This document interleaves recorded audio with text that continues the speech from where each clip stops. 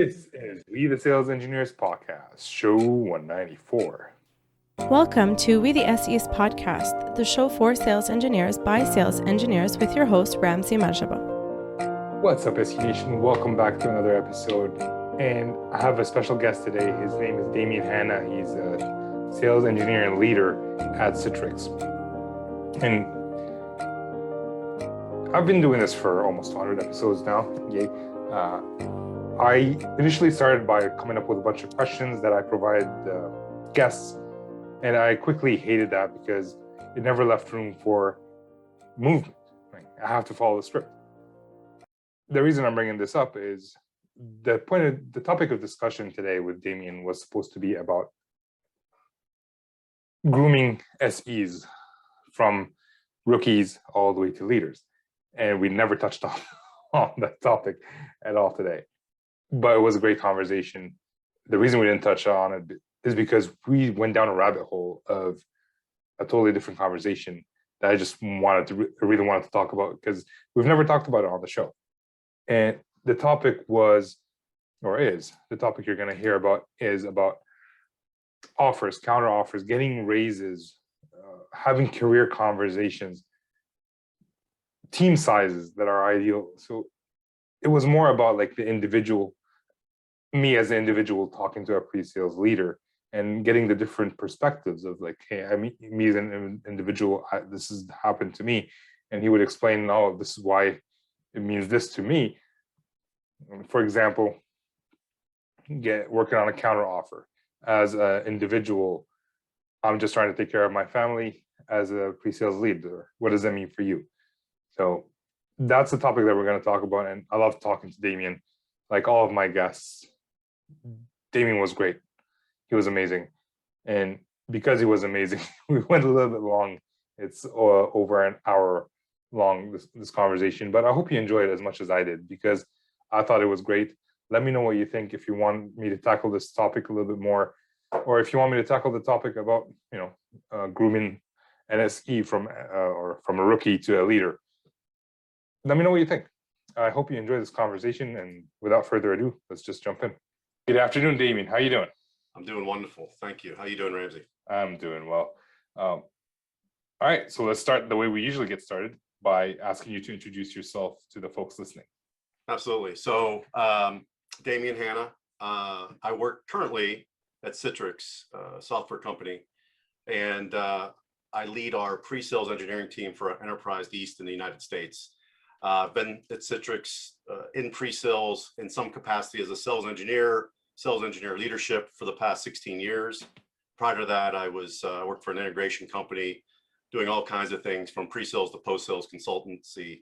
I'm also on the advisory board of the North American Association of Sales Engineering with Ken Lambert, and recently just moved into the role of president for the association.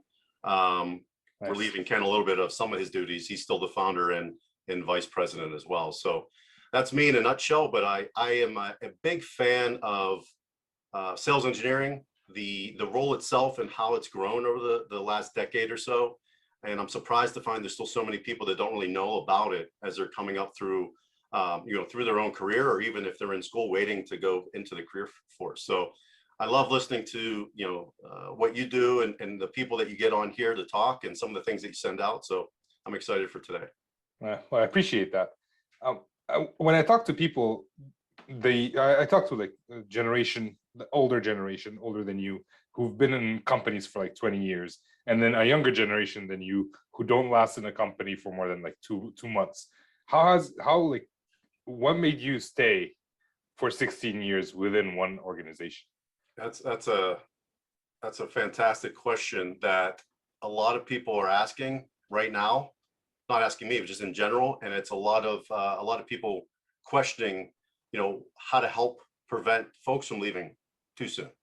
For me, I think, I came to Citrix because I fell in love with the technology first, right? So when I joined Citrix in 2005, I was told where I worked hey, we need to go integrate this at a financial institution, and I had never heard of it except from a user's perspective. I never implemented it. So back then it was basically just remote apps and that was it. So I really kind of learned the technology, started implementing that technology and was amazed by what it could do.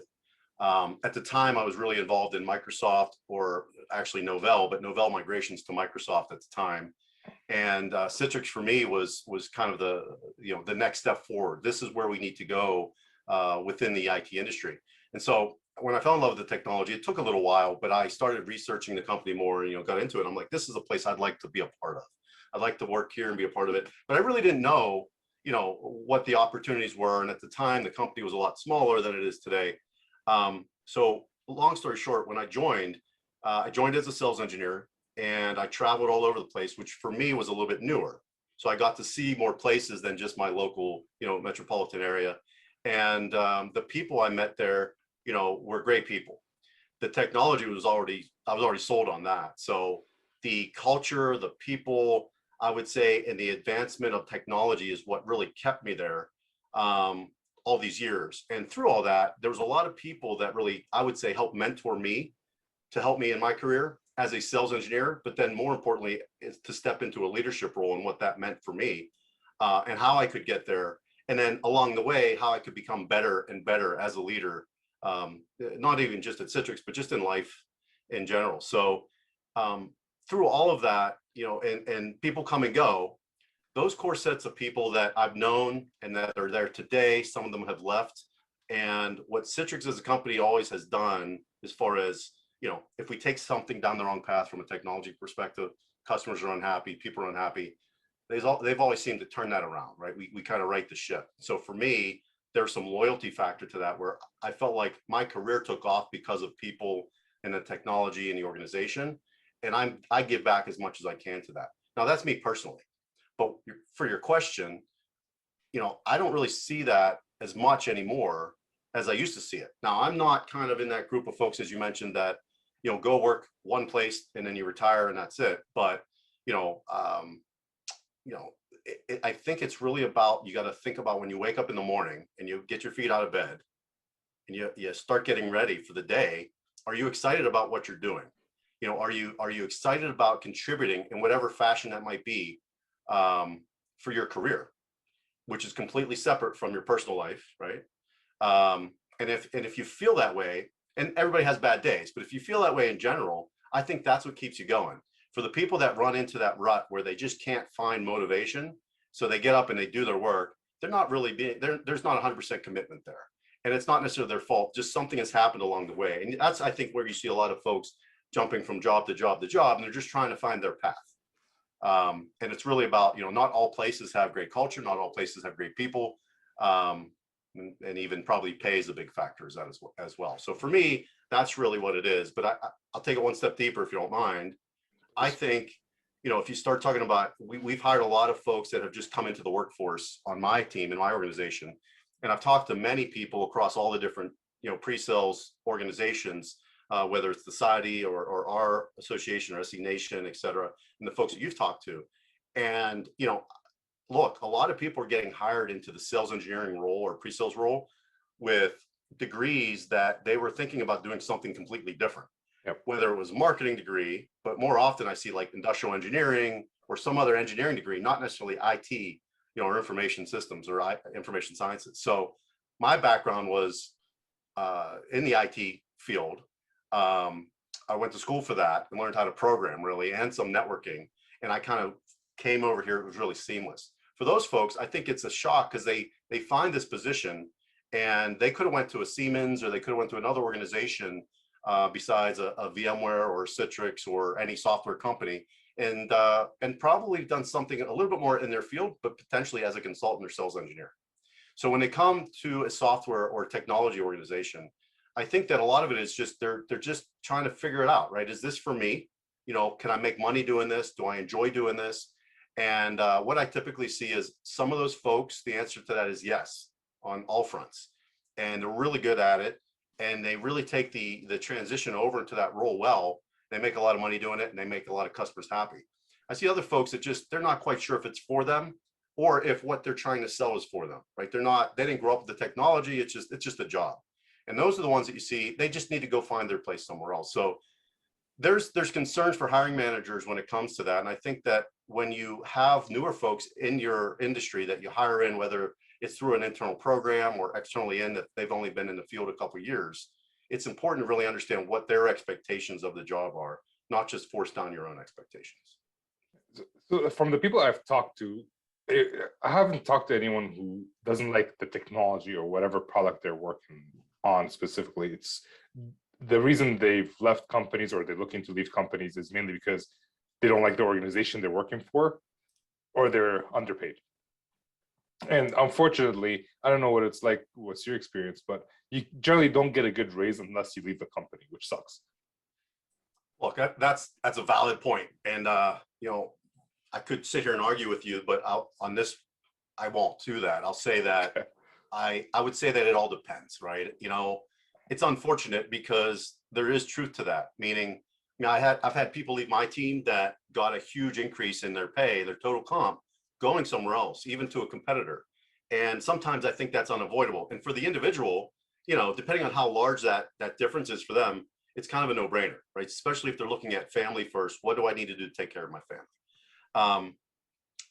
I think all organizations that I'm aware of, when organizations are profitable, it's a little bit easier to then say, hey, we need to take care of our people and we need to focus on, preventing, folks, turnover and people taking job offers that are thrown at them.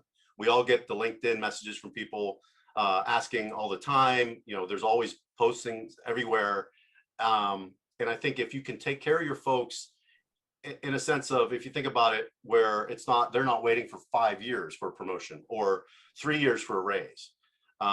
If you have an organization that you can do that for, I think people are a little bit more willing to stay and wait a little longer, knowing that they can get to where they want to go.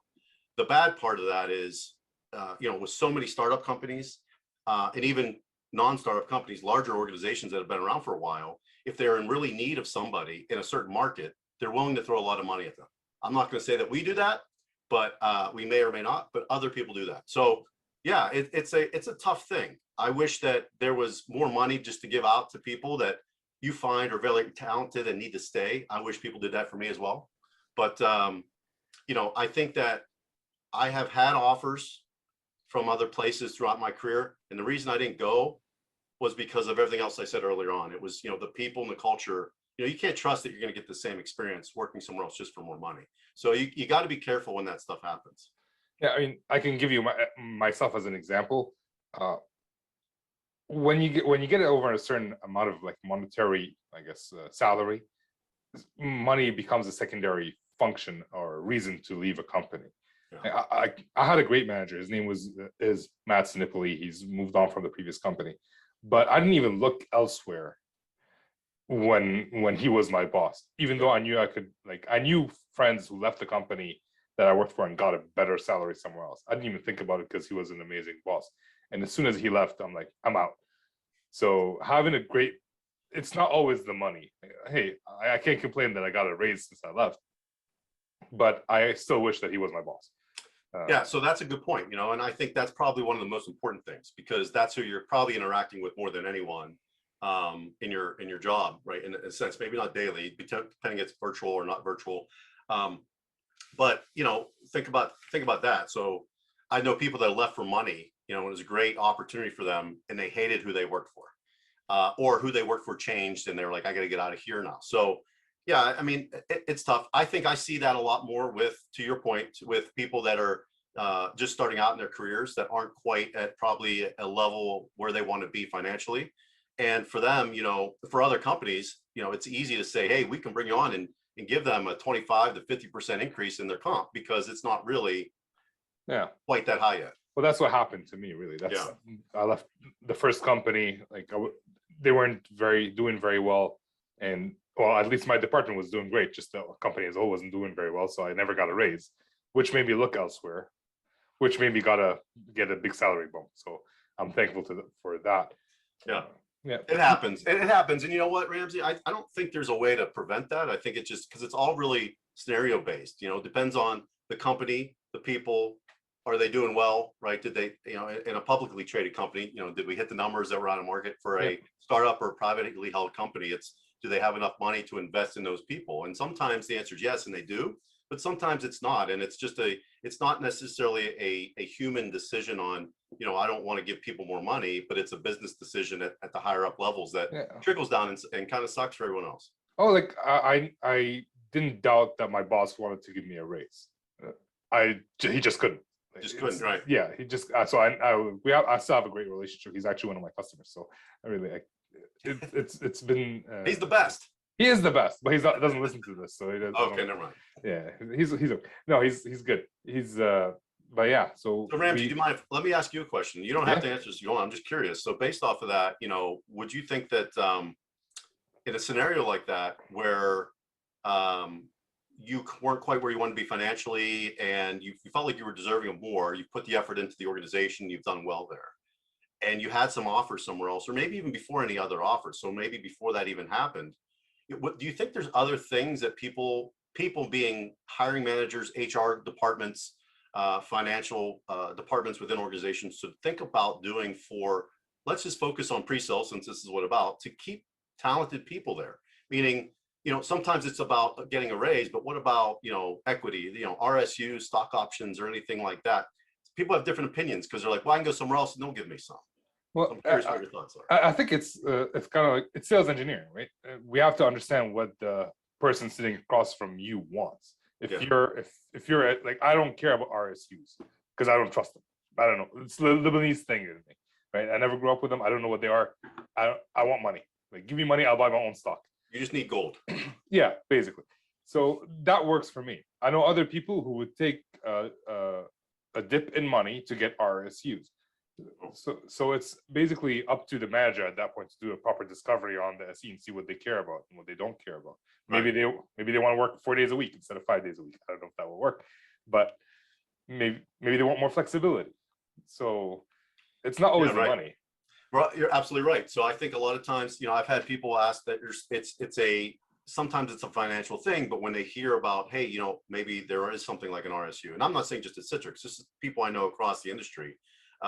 Sometimes it's about, they feel like they're invested in the organization more at that point, or they're given a piece of it. So even if it's an RSU versus, stock options or more equity up front, it kind of at least keeps them hanging on a little bit until you can get that organization to where it needs to be. But I have heard other people that have left because the offers they were getting from, this is both startups I've heard this from, and from, industry giants, I won't say the names, that have, for specific roles. Now these folks have had experience. So these weren't, these weren't 3 to 5 years. They're talking like, 10 or more years of experience in the field, that were given a lot of RSUs up front, and then guaranteed or promised, I would say, with their offer, so many RSUs annually. Now that's something that, if you want to take advantage of all those RSUs, you have to be there annually every year. So that's not something that I see a lot of people do, but I've heard that. And so that's interesting to me because, I wonder if that's something where, when we're talking about people just starting out, if they know in their mind, hey, I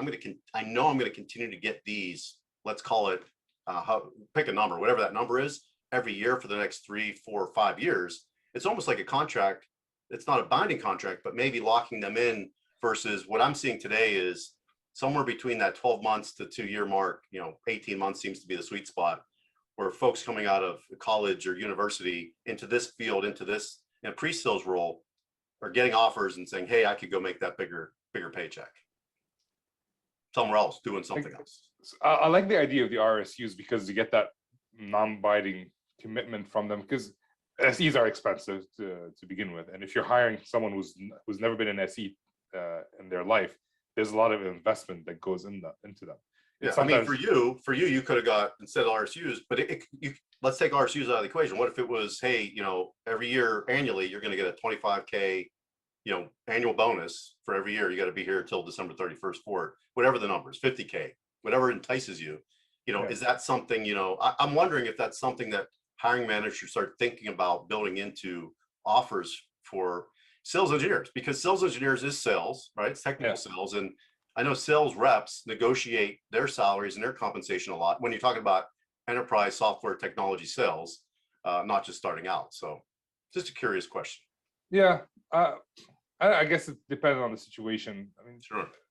For me personally, the reason I didn't take this job because of the salary raise, although I did negotiate a bump, I took it because I was told there was a chance of moving up into a management role, and that was what was important for me.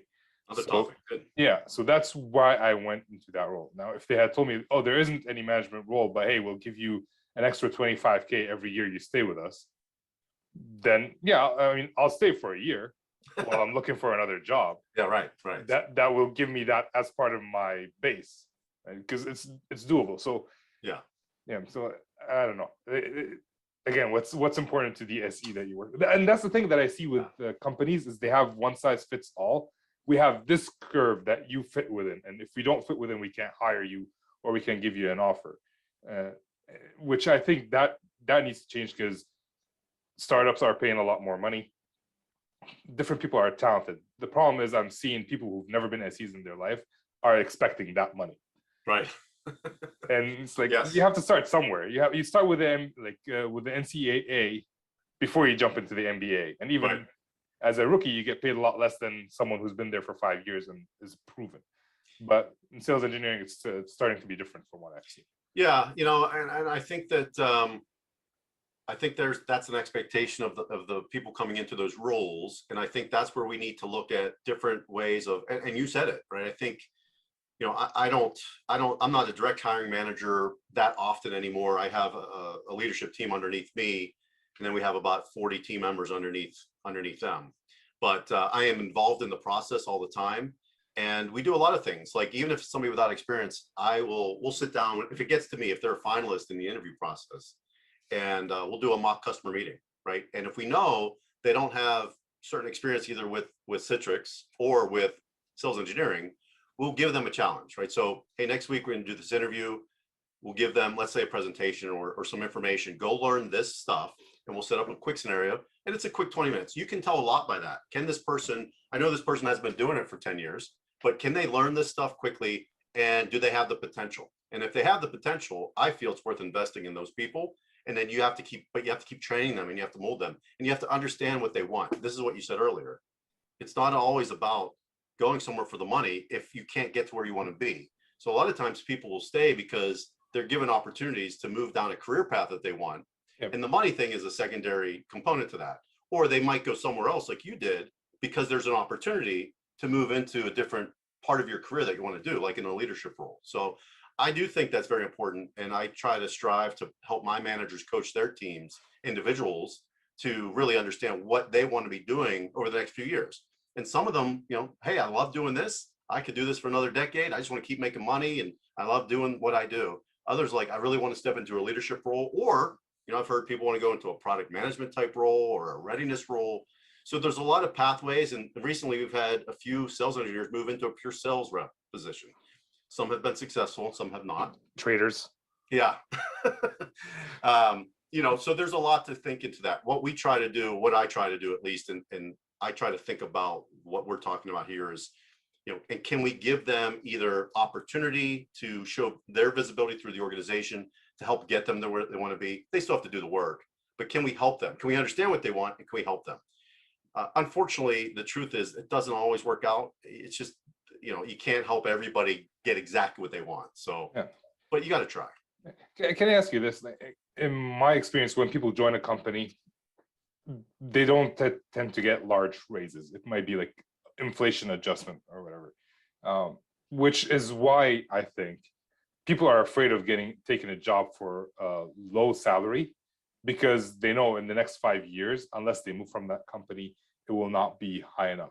Is your experience, are we able to give people, let's say you start off at 70K as an example, and if you do well, if you prove to us that you are not a junior SE, you're more of a senior SE, we'll bump you up to 100K next year, no problem. Because from what I've seen, that's almost impossible. We can give you a 5% raise here or there, but not enough to,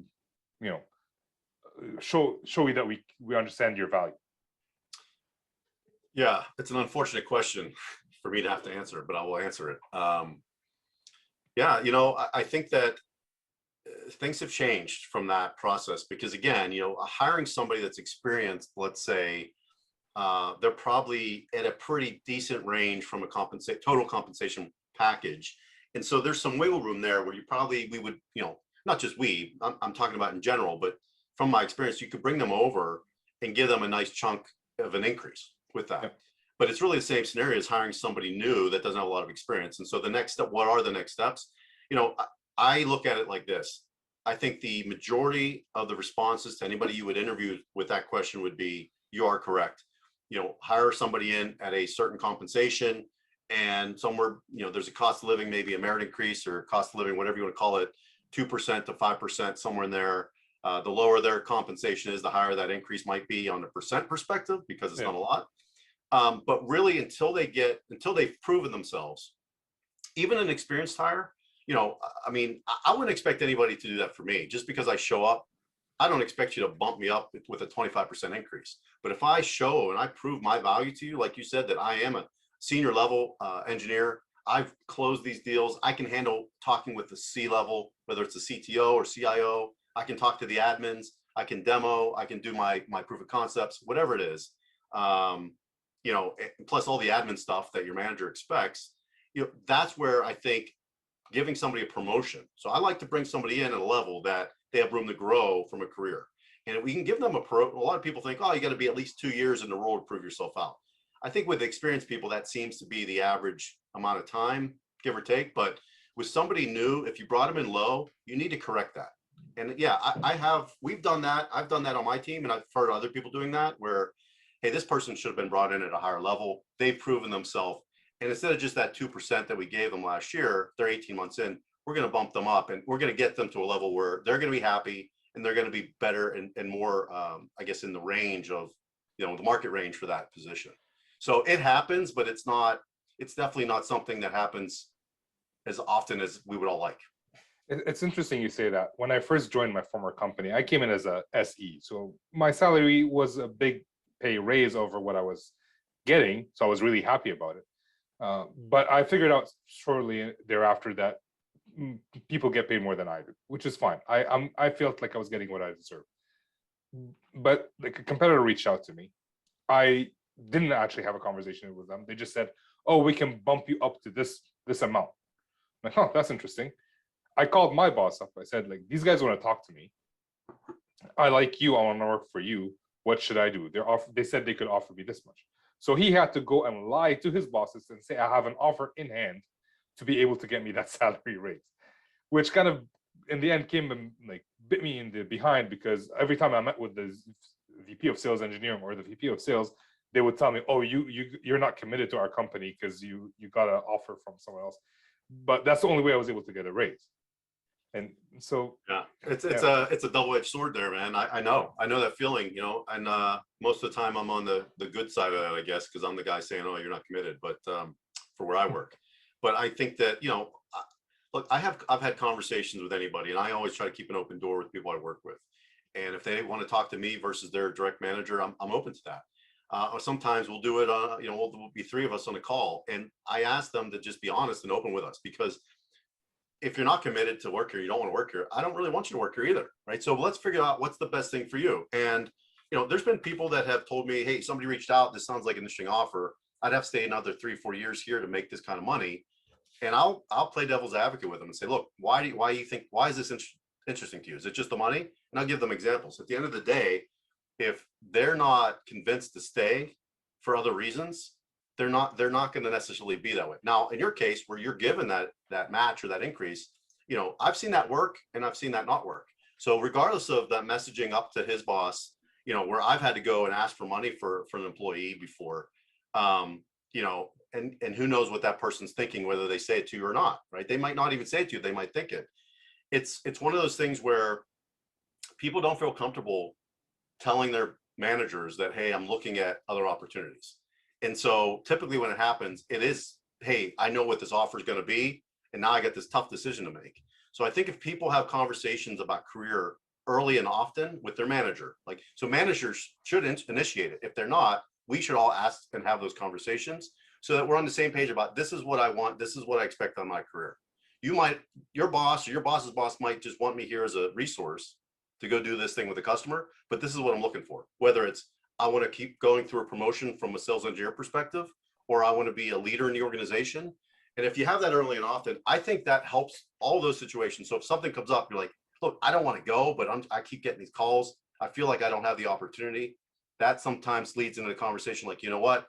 I think there's going to be an opportunity soon. What if you give me another 6 months? Let's talk about this. Let's figure it out. You know, it's really scenario dependent. You know, if you came to me 10 times with different scenarios, my answer might be different for each of those times. But if I, as your manager, didn't have a conversation with you, or ask you at least prior to you coming to me with that, that was my mistake, and it's on the manager, and that's their problem. But I would suggest that any person in the sales engineer role, if their managers aren't having coaching conversations about career, shouldn't say coaching conversations, career conversations, career coaching, they should initiate that, or at least ask for it. And if the manager isn't willing to have that conversation with you, maybe that's not a good place for you to be working. Well, all right. So I'm going to push back a little bit, because I've worked in multiple organizations and most of them don't have these conversations. I mean, I know companies like VMware, and it seems like companies like Citrix, their managers have these coaching conversations. But I worked for Alcatel-Lucent, I worked for Sienna, Spirent, and now Ixia. And the only place where we have these conversations is Ixia, or Keysight right now, because I basically initiated it, but the management didn't want to. They didn't want to lose you. Yeah. Well, is it the manager, or is it the culture of the organization, do you think, in your scenarios? Because they're like, we have our culture at Citrix and VMware and Microsoft of coaching people, and that's about people, putting people first, but not all managers are willing or good at doing that. I think it's a culture that the managers are following and they're not trying to modify. Yeah. So that's a different scenario. That's a scenario where that's tough, right? So if you don't see the opportunity in that organization, and they're not willing to help you identify something, there might be opportunity, you just might not be aware of it. Or could be an organization, one of those that maybe there just isn't a lot of room for growth. A lot of startup companies, you know, they get to a certain point, but there's not a lot of opportunity to move outside of your role for at least a few years until they take off or get acquired. You know, so yeah, I mean, there's different, I'm talking about one scenario, but it's definitely something that isn't consistent from organization to organization. But my advice to anybody, if I was going to write a book on it, which I'm not, but somebody else might, Tony might, or somebody might, is, you know, this is what we do for a living, right? Not this call, but sort of like sales engineering. This is what we do for a living. I don't care if you're a sales engineering leader. I don't care if you're a sales engineer at any level. This is what we do for a living. We get paid.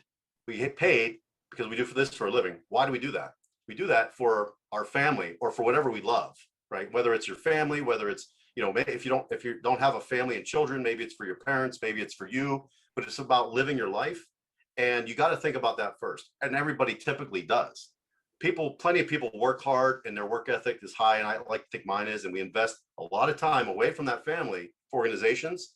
So if that organization isn't willing to try to help you, and I'll bite my tongue a little bit, it's not an automatic thing like, oh, you need money, we'll give you money. But if they're not willing to have those conversations, you just got to look at, is that the culture you want to be around? Can you get out of bed in the morning, put your feet on the ground, and go do a good job? Are you doing 100% effort, or are you doing 50% effort because you're already checked out? And I don't think it's fair for the organization, the customers, or yourself if you're 50% checked out. I think that's where you have to look at another path. Yeah. You know? And like playing devil's advocate, and in those companies' defense, I don't think they were against helping you. I just didn't think it was what they thought about when you worked for them. So when I was younger, like if I knew then what I know now, I could have initiated those conversations, and my manager would have been happy to help me. Well, I'm in the same boat. I didn't either. You know, for the prior to coming to Citrix, and even when I first started, well, maybe even when I started here, but prior to coming to Citrix, and I had my own business in between, by the way, networking consultant business. So that was even worse because there was nobody giving me anything. Right? Yeah. I don't recommend that unless you want a lot of liability and sleepless nights, but plenty of people are successful at it. You know, there wasn't a lot of that. It was a small organization, you know, and we were consultants. You know, we went out and we did implementations. We gave proposals to people, pre and post sales. We did IT support for them. And there was a couple managers, but the managers were really player coach managers, and they didn't really have those conversations with us because there was nothing there. There was no growth in the organization. There was only so many positions of leadership. And what you look for was you go from, you know, a systems engineer or a solutions consultant to a senior level, and that was it. So, you know, every organization is going to be different. Sizes matter. What if they're startups versus, you know, longer growth companies, larger companies? it matters. But if you're in an organization for a while and you're sitting here listening to this and you feel like those conversations haven't happened, I recommend, don't be forceful. Just ask your manager, say, hey, can we jump on a call and just talk about, some career stuff. And I wouldn't recommend saying, hey, I want to go somewhere else for money. Ask what the opportunity is. Make sure your manager understands what you're looking for, because maybe there's an opportunity within that same organization for you. And so if someone does that, I think a lot of us would think like, oh, now this manager is worried about me leaving them, so they're probably going to replace me and then let me go because I'm not 100% committed to them. And I know I'm older, I know better, and I don't care if they do that because I'll find something else. But early on in my career, I would have cared a lot. So what would you say to that? I would say that's a crappy question to ask me on a public forum like this, but I'll answer it again. No, it's true. There's truth to that, because look, I'm in the same boat. I say all this stuff I'm saying, but I have somebody I report to, and I have, sometimes I force my career conversations on them, and sometimes they have them with me. But it's really about, like you said, those other examples. I think I know some of them where I can think they didn't say it, and why we asked them, why didn't you tell us before this got this far along? And they're like, well, for what you just said, I was afraid that I would be targeted, and retaliated against. And people could say, oh, we don't do that as a company, but people do it. That's why I think it's more of about having the conversations around just within what you have, right? I came to you, let's say you hired me in as a sales engineer in your team, where you're at now, and you were my boss, and I came in and we set the expectations up front of, this is the job, this is the level, here's your compensation, this is what you're going to be doing over the next whatever, here's the reps you're aligned with, here's your customer base, et cetera, travel. And then, that's going to be probably 6 months till I'm fully, running on all cylinders with internal processes and where I go for this and that. So, it's really probably that first year, just for that person, is that person going to work out? Does the person like what they're doing? Do you as the manager think you've made a good hire, or was it a mistake? That's too early to have those conversations. But once you get through that year and you can say, okay, this is working out, there should be some kind of, there should be a conversation, but they shouldn't be about, well, I know if I go to Salesforce or if I go to VMware or Citrix, I can make more money. Can you do something for me? That's not what I mean by having a conversation, because that would put it, if you came to me with that, I'd say, whoa. That wouldn't sit well with me. So I think it's more about just opening up the lines of communication. It could be as little as, hey, I just want to make sure I'm doing the right things to move up to the next level within the sales engineering organization. Is there anything else you think I should be doing differently? I would say as an individual, that's how I would approach a manager that hasn't started those conversations with me. More about asking them questions. Am I checking all those boxes for you as my manager? And then, take it a step further. Maybe it's not the right time there. Maybe it's a second conversation. Hey, what can I do to get promoted? Is there anything else I should be doing, something over the next year to get promoted over the next year or two? And then as you're in your career, let's say a little bit longer, then I think those conversations should change a little bit more about, what do you want to do next? And if the manager's not asking about what you want to do next, and next doesn't necessarily mean tomorrow, it could mean 2 years, 3 years, 5 years. I think you should bring that up. People that have brought that to my attention, that I know they want to go into a different path, especially like a leadership type role, then you can do things to help them. You can give them opportunities to take over some, delegated tasks that are typical of an SE manager, whether it's running team calls or, working with the sales director or something a little bit different than the specific SE role. You can give some of those options to them, see how they handle it, see how other people see it, plus it gives them visibility. So I have a lot of examples. If it's they want to be in product management, get them linked up with a product manager a little bit longer, and the commitment is, hey, you be honest with me, you work hard and do your job, and I'll do what I can to provide opportunity for you, but it's still on that individual to get there. So yeah, I think if somebody came to me and just flat out said, hey, I need you to give me 25% raise or else I can go somewhere else. Well, I'd probably say, well, you probably should go somewhere else. Well, that's more of a threat than anything else. Right. Like, if someone says that to me, even if I don't like the company that I'm working for, I would say, like, screw off. I don't want to talk to you anymore. Right. You can still say that without saying that, is my point. Say it more in a more professional way, where you're asking the questions of what it would take to get what you want versus, this is what I want, this is what I'm going to go do if you don't do it. Well, yeah, and for me, if I talk to my manager like that, it's my way of showing I'm committed to the company. I want to stay here, which is why I'm having this conversation with you. And I'm not, because once the SE is, or the individual is silent and they're not talking about that, and you can tell they're not happy, they're checked out and they're ready to go. So yeah. So a few things that you mentioned there. Don't threaten the boss, and also be good at your job before starting to look at the next thing, right? If someone's you just got to do joined, something, right? You got to put something in the bucket of this is what Damian did to earn something else. You can't have an empty bucket and say, what are you going to give me for my empty bucket, right? You got to put some skin in the game, and then have something to stand on where you can go back to that. And I think if you have a good manager, that good manager is going to recognize that on their own. Sometimes managers I know are out in the field a little bit too much. They can't focus on their people. That's another problem, where the people advancement or coaching and development of the individual, that's usually the first thing that drops because they're busy with customer and revenue, right? So it's unfortunate if you have somebody like that, but it's still not, I'd still say it's worth having those types of conversations, even with somebody like that in that role. Right. Okay. Based on that, what do you feel like is the good ratio of manager to SE? I guess that's the question. Well, that's interesting. I mean, I had so there's people that like to tell me what that ratio should be. I've led a team of 14. I've grown it to like almost 30. I have a team of, now my team is with managers under it, but prior to that, I had direct reports of almost up to 30, and it was successful. I was extremely busy, and I was just in my leadership role.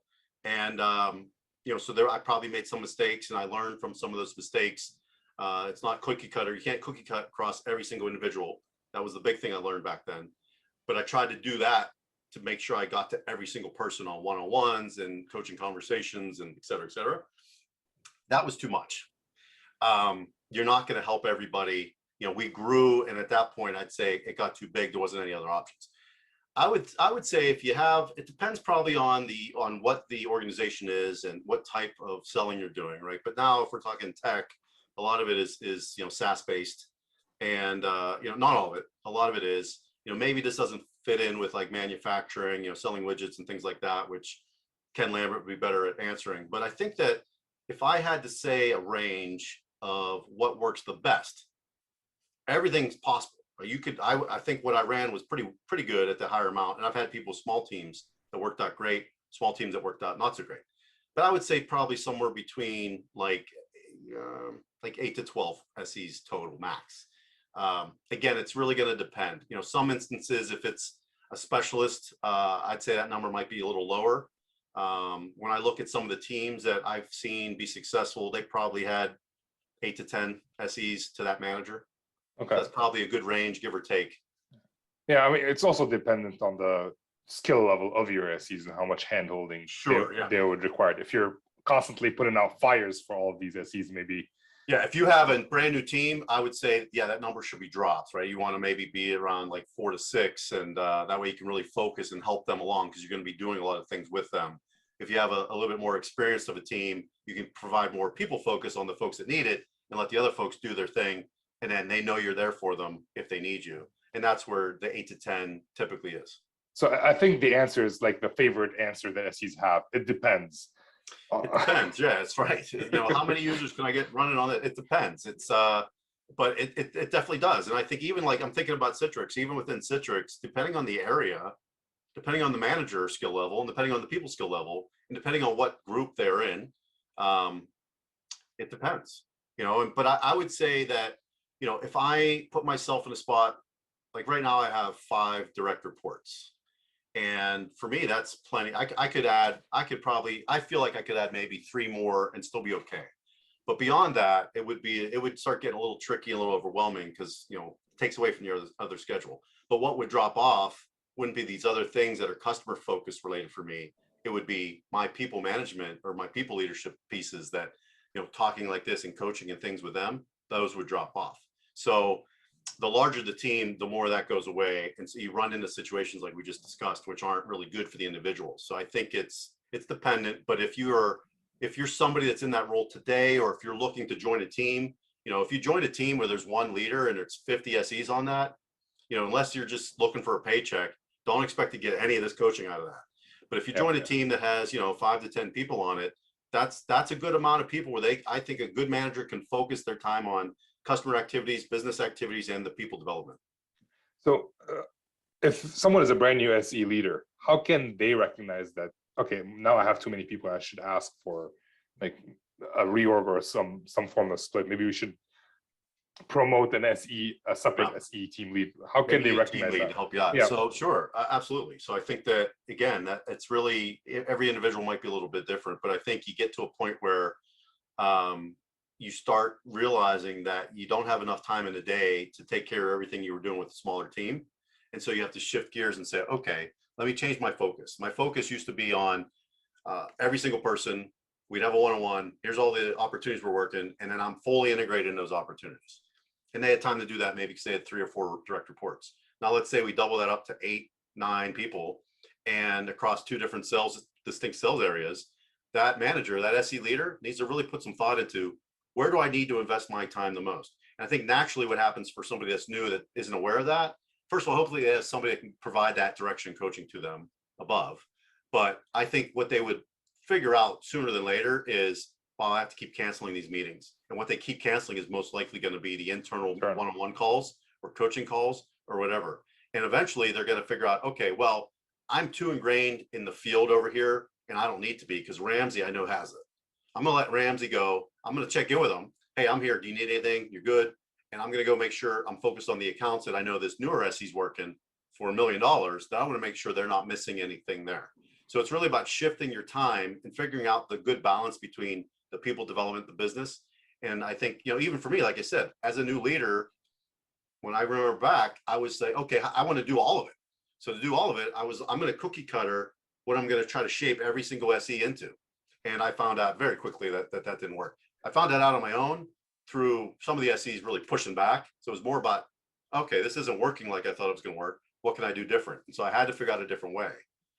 So I just rebalanced my time. So I think it's a natural thing that you identify. The leader would identify it because something's not working. They're canceling meetings, or they don't have enough time, or they're starting to lose people, right? That could be something like, wait, something's going on here.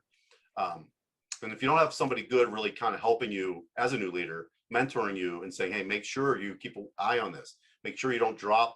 You have to move meetings around. Make sure you just don't cancel them all the time because you're going to a customer. Revenue is important, but so are your people. I think it's fair to then say, hey, I have these folks, we have a lot of stuff going on, and I have to be involved in these to go to then your next level manager and say, I have somebody on here that's told me they want to be in leadership, Ramsey, right? And I could offload some of these tasks and duties that are internal stuff, or even some of these other things, to that person in a team lead role.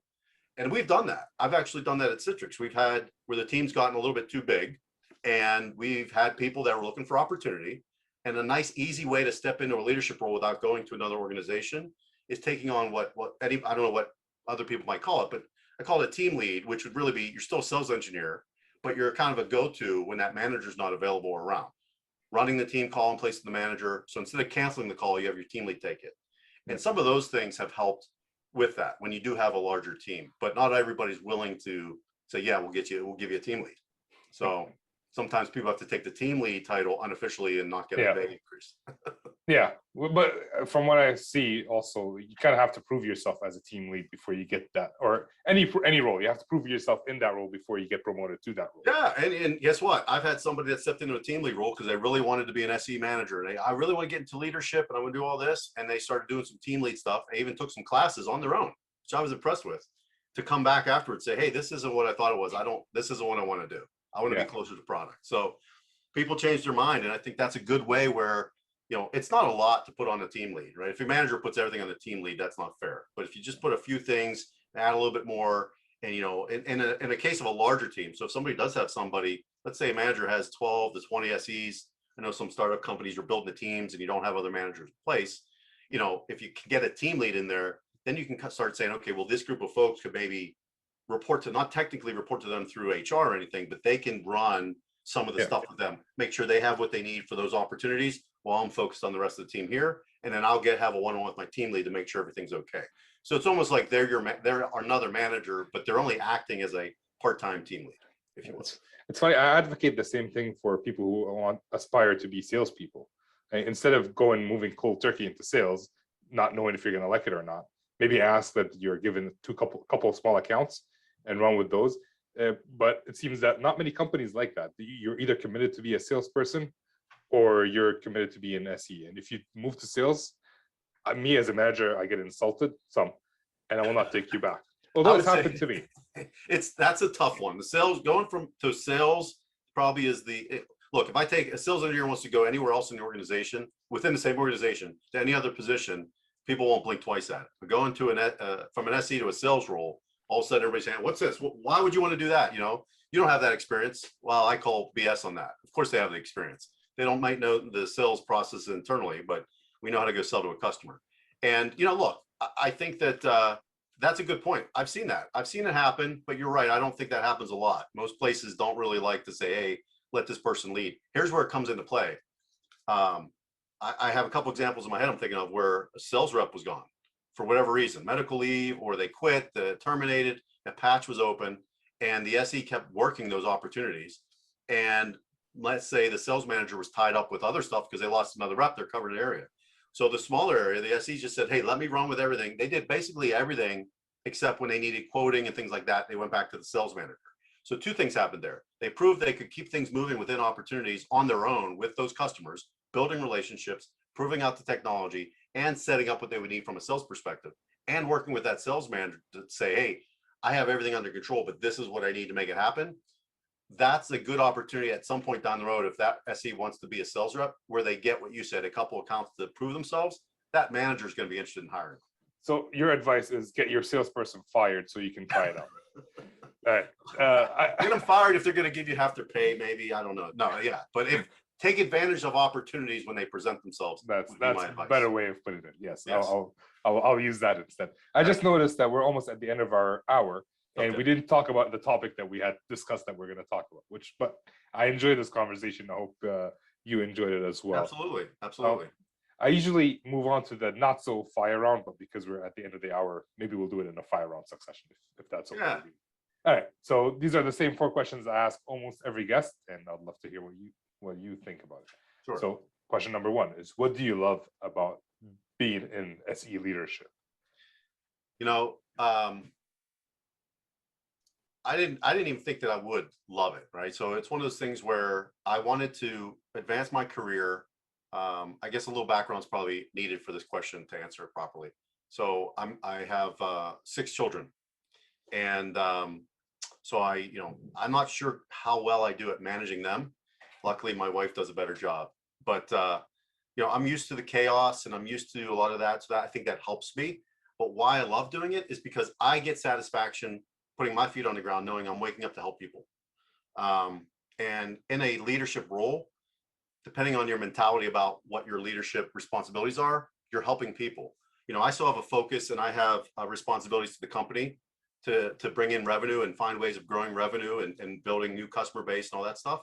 But when I can help, whether it's my managers or individual SEs, grow and be successful. And I say that meaning learning, being a better SE, right? Learning something new or growing through their career, that gives me satisfaction. When we send out win wires internally where we're at about, a win and explain what happened, how we did it, who was involved.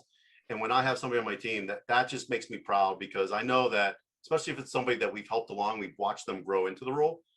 I don't know if there's a better satisfaction for me, at least as a leader, than that. So I really love it. I'm passionate about what we do in the industry, from sales engineering, from a pre-sales perspective, talking with customers. But as a leader, I get to be passionate about helping a large group of people do that as well. And that's why I really love it.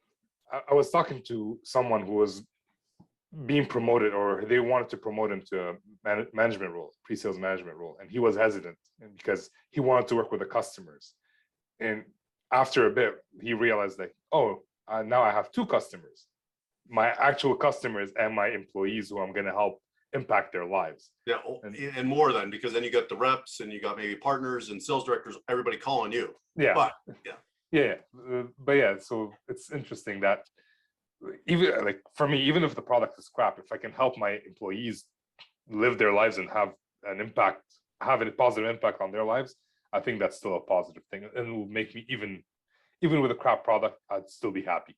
Maybe not as happy as a good product. Because you're talking about what I said earlier. You're talking about people, right? And that's about in a SE role. You don't necessarily get to help people unless maybe you're mentoring a peer or somebody. but you get to help people. And not every leader wants to do that. If you work for a leader that doesn't have any interest in doing that, I would recommend you think twice, but unless you don't care. But absolutely, that's really what I love about the leadership role. There's a lot of headaches that come with that, and there's a lot of stress that comes with that. For anybody thinking about doing it, there's a lot of negative to it, right? When you have to deal with issues, when you have to deal with, reduction of staff, things like that, it's not good. Or customer issues because your team member didn't do something right. But everything else, in my opinion, is worth it because of what you can do and the positive that you feel, the positive energy you feel from helping those people. I mean, I still get the stress. I'm an individual contributor. I still get the stress from the customers if they're not happy about something. It's just now, it's doubly stressed because customer isn't happy and the employee isn't happy, and you can't. Yeah, they got to figure out what went wrong. Yeah. Was it really their fault? It's always the salesperson's fault anyway. It's the sales rep's fault. Yeah. Exactly. So question number 2 is, what would you change about SE leadership in general? Or maybe the SE role? Like, how would you change the SE role? So I could upset a lot of people like this, but I don't think those folks that are going to upset are going to listen to this because they would be the sales. I'll send them a link. Don't worry. I'll send it to my VP. So, you know what I would change, Ramsey? I look at things, and this is not the norm, right? So this is me being bold and making a bold statement about pre-sales engineering. If you think about process of an organization, any organization, meeting with a customer, the first thing you need to do is figure out a way to meet with them. Second thing you do is try to get them to believe that you're there with good intentions and build some kind of rapport and trust and relationship with them, and then grow that relationship and go up some levels to get to the people that sign the POs and make the decisions. Typically, that's the process. There's variables to that. Most technology organizations, from startup to Microsoft, they have sales reps that are responsible for all those first steps of that process. And they have pre-sales engineers that are then either tied at the hip with them and coming in after to show technology and do whatever.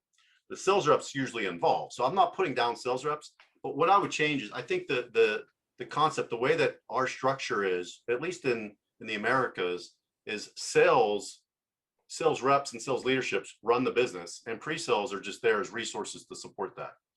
I don't agree with that mentality. I think pre-sales should be its separate own organization that focuses in on that whole first part of building. What we do as a sales engineer, we build relationships, we understand what's going on with the customer environment, then we align what we're selling to them and show them how it will fit into their environment and how it can be strategic for them to do whatever they need to do, whether it's reduce costs, whether it's to have more efficiency and productivity across their workforce. And we do all that. Then the rep comes in and talks about proposals and discounts and this and that and this and that. So, I'm not putting down sales reps. I mean, if sales reps good if you don't mind the risk with it. But as a technologist or technology salesperson, technical sales is what we do. I really feel like that could take care of that whole part. And there could be a sales force that's coming in and taking care of the second part. So I would try to shift it. I don't think we could ever really get to that model, at least anytime soon. But I think if we could shift it a little bit more where pre-sales is technically pre-sales in a way, but then drive and advance these opportunities and then passing over to sales. Right now, it's kind of sales and pre-sales working together to do that. And sometimes, my team will go off on their own, but sometimes it's too many people doing the same thing. And then you're supposed to pass over to a customer success organization to keep the customer going through that journey, but pre-sales stays involved the whole time. So I just feel like, there's some organizations that you couldn't do that in. There's some that I think that we could do it more. So if I could change one thing, I would just try to change it. I think I would just shift it a little bit and make the model a little bit different. I think we build those relationships a little bit earlier on and first, before you have a sales rep asking for a check for $1 million. That's interesting. So a lot of things that SEs don't like to do, in my experience, is like that cold calling or setting up the first appointment. Yeah. So that's where I see the salespeople are useful, kind of like a glorified secretary. So they can bring us. He said it. I didn't say it. Hey, they know. I'm a hybrid, so I do both. Yeah. I'm insulting half of myself at least. So we do that. So that's probably another whole session. So I'll just say real quick that I drive my team. My team is required. There's an expectation for all the SEs to drive what we call SE created pipeline. And we judge them on that a little bit. It's a small piece and small component. Nobody's going to get terminated over that, but it's something we do. And we add, we add anywhere from 10 to 20% additional pipeline per quarter to what the sales reps are already going on and uncovering. These are 10% opportunities that could be leads, but it's because they're talking with, so really it's what we do anyway. It's just what we're measuring it. So if you're an SE and somebody's like, hey, we want to measure if they've mentioned pipeline to you, you're already doing that. You're just, when you find it, you go tell your rep about it and they put it into whatever app you're using. So yeah, it's interesting. If you're working with the same customers over and over, I find most opportunities come from the SE, not from the salesperson. If you're going out and finding new opportunities, new logos, that's where salespeople find the first opportunity. So like when you were talking about shifting the sales cycle for existing customers, I see the SE. I've done deals on my own where I did everything except the quote. I even presented the proposal and I was able to defend it because I'm the technical person. I know why you need these licenses versus something else. Exactly. And I can talk to you about money, but this is what we have. And as soon as I say that, they can't negotiate with me, so they end up buying it on that price. So it's helpful, but for new logos, that's where the sales cycle is, I guess, the traditional sales cycle. Yeah, and look, we have, and you got to be careful because there's enterprise sales reps and then there's inside sales or digital sales and all these different things. So that's I think what we're talking about, digital sales, they are doing that today, trying to find new logos, trying to do all these cold calls. And typically enterprise sales reps are hired in to help expand within current customer base. So I'm not saying there's no value to that. I'm just saying that I think what I'm saying is what everybody doesn't want to say. What I'm saying is I wish that sales leadership valued and organizations, executive leadership valued pre-sales more than they do today. Yeah. Well, we're an afterthought. Like, congratulations, salesperson A, congratulations, salesperson B. Oh, and I forgot their SEs as well. Yeah, we've come a long way. So anybody's been doing this for a while, at least I know where I am and my peers and other organizations that I know, we've come a long way with that. Getting recognition, being valued by people in the executive leadership team, sales leaders. But I know there's a lot that just still doesn't happen, and that's a shame. Yeah, so it's a shame. All right. All right, moving on to question number 3. Is there a book or resource you would recommend for, I guess, aspiring leaders? Oh, wow. There's a lot, but I think I would just say that to start with, so probably I'm sure you know him, but others know him. John Kerr has a great book, couple books, I guess 2 versions. I think I read that book. I was already in a leadership role, but I think there's a lot of good stuff in that book that really, I think, help you understand what different size organizations could look like, might need. That's one, but really, and that's specific to technical sales, technical pre-sales. But I read a lot of leadership books from Ken Blanchard and that leadership style. Now, it's not the style that everybody's going to like, but if it's one that I would look into Ken Blanchard. And if you are interested in his leadership style, it's not specific to pre-sales, it's leadership in general. But it's really about putting people first and being a compassionate leader and really, being there to help your team, not as a dictator, having your team do what you want them to do. And so, there's a balance in the professional world. We have to figure out how to run the business and care about your people. But the combination of kind of like, John Kerr style books and some of those folks, and then Ken Blanchard has molded me into a style that I like the leadership style that I have. I hope that most of the people don't just say they like it. I think most of the people enjoy working in my organization. I'm sure you can't make everybody happy, but that's what I would recommend. If you're a new leader, the John Kerr books around the technical pre-sales manager, I think that's what it's called. The sales engineer manager's handbook. Yeah, I have it back here. And then there's a bunch of Ken Blanchard books, but don't look at the management 101 stuff. Look at the leadership. There's like effective leadership and all these other books that Ken Blanchard has written. All right. I'll get on that. Ken Blanchard. All right. Last question of the not so fire round. Is there a habit you're working on today to improve, whether it's in your personal or your professional life? There is. Wow, I guess I feel like I'm in my annual review. How do I put this? So I think that what I've realized, there's a couple things. There's 2 things really. One is, there's different people. Some people are really analytical driven, data driven, and some people are not, we'll just say. And in the past, I would say I was not, because I really was more about, I can just look at the business and I instinctually know what we need to be doing or what we should be doing, et cetera, et cetera. The larger that, whatever that is gets, the harder it is to just use your instincts for that. And you really need to have some kind of metrics to really gauge things on, to make decisions on, right? And it shouldn't be a paper decision. So for me, what I'm trying to do, and what I mean by that is you shouldn't look at a sheet of paper and say, here's the data. Okay, well, this person's got to be let go. This group's doing well. That's just paper. So you got to take the data and then you got to look what you have and you got to make a decision, informed decision, what makes the most sense strategically.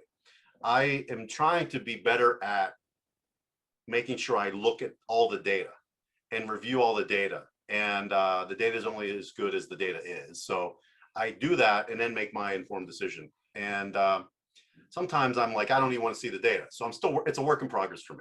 I never really was that type of person, but over the last 3 years or so, I've really kind of tried to do more and more of that. And you know what? It's been very helpful for me because not only can I make a decision, I have data to back up that decision. So when somebody comes to me and says, well, why did you do that? I have a better explanation than this is what I feel is going to work best. I feel it's going to work best, and here's why. So for anybody out there that is or was like me, I would recommend try to look at metrics and data of what your team is doing from a sales perspective, from an activities perspective, et cetera, et cetera. I guess the other thing is really just, and you can probably tell if you watch this back, the other thing I'm working on, I have a habit of interrupting. So like I get excited. You say something and I'm like, oh, and I say, yeah, right? And a lot of us, that's a common issue a lot of people have. I've been working on trying to keep my mouth shut. And my downfall with that is sometimes I forget what that thought was if I wait too long. And so it's been an issue for me. And I still will jump in just to say that. Sorry I interrupt you. Let me just say this. So those are the two main things I think I'm trying to improve myself as a leader to make better informed decisions. And if I keep my mouth shut, I think I could listen better to everybody, right? Not just customers, to my boss, to my leadership team, to individual SEs, et cetera. So, and all of those are good traits to have if you're talking about family life anyway. It's funny, I have that same problem with the interruption, which is why I always have a notebook now open. So whenever I think of a question, I just write it. Because if I forget it as well, so I write it down. A lot of times, it's usually either answered throughout, or I forget it. Like it's not important anymore, and there's a better question that came up. Yeah, it's just that you want to. I think, oh, I want to say it, or I want to add on to you. And I think maybe that's why some of our meetings go long, like this call, because I interrupt you a few times already on a You call. didn't. I don't remember you interrupted. I just interrupted you, but I don't remember you interrupting. I'm sure I did. But yeah, those are the two things that I think. Again, those are specific to me. There's other little things, but those are the two main focus areas for me that I feel I need to improve on, and I've been working on that. Okay. Right. Well, I appreciate your time, Damien. Last question of the day. If people want to reach out and connect with you, where can they do that? Absolutely. So look me up on LinkedIn. You can connect through LinkedIn, send me a message. I am part of president of the NAASE as of in November. Congrats on that, by the way. Thank you. So either through that organization or just directly on my LinkedIn profile, that's probably the best way to get a hold of me for whatever it is. And if you want to ask me a question about anything we talked about today, I'll try to do my best to answer it. If you have a question, you're looking for advice, I'll try to give it to you. Doesn't mean it's going to work for you or it'd be great advice, but I have no problem with doing that. If you're interested in becoming a sales engineer, especially, and if you're out there looking for a sales engineer role, there's a lot of people hiring right now at different levels. People that even Citrix, believe it or not, is hiring for sales engineering right now. So unfortunately, some people got let go, but there's new opportunities that have opened up in other areas. So always be looking and always be asking and always keep your head up and do what makes you passionate about getting up in the morning to go do your thing. As long as it's not always be closing, we're good. Yeah, it's for the reps. And this brings us to the end of the show. Thank you for listening. Thank you, Damian, for coming on. So, as mentioned earlier, Damian is a pre-sales leader at Citrix. He's also the new president of North American Association of Sales Engineers, which is a great association started by Ken Lambert. So if you want to check it out, make sure to check it out. The link is in the show notes, WeTheSalesEngineers.com/show 194. Let me know what you think. I thought it was so many takeaways from this call. I'm looking at the takeaways, like why people decide to change employers. We brainstormed ways that we can actually incentivize people to stay within a company. And it turns out, or at least my opinion, it's sales engineering. Find out what the SE wants if you're a leader. find out what the SE wants and try to give it to them if they want to stay, if you want to keep them. And if you're an SE and you're trying to get a raise, find out what the manager wants and try to get that for them so that you can get a raise or a promotion, whatever it is that you're seeking. Let me know what you think. I hope you enjoyed the show as much as I did. This is coming out in the new year. Okay, so this is the first one in the new year. Happy New Year, everybody, by the way. So thank you guys, and I will see you later. With that, this is Ramsey signing off.